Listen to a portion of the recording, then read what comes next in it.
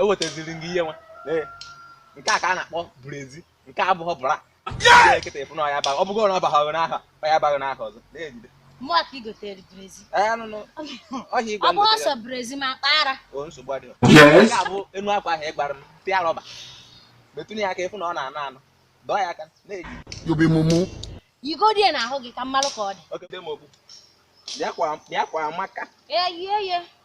stinginess a na-egbu mmadụ na ihe gotere mmadụ ya bụ nke stingy ama m endigo akwa yigodie ya akwa mmele ọda ịghọtago alụrụ ya ije ọ dịghị bụ n'ahịa ife ọ na-anụ anụ yigodie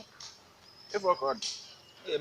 Jesus is Lord. ife ọnụ ala m ga ife hazụ m ga negodi ihe igotere Jesus. Wow, papa. You be mumu. Udala, if I pitch a lapin,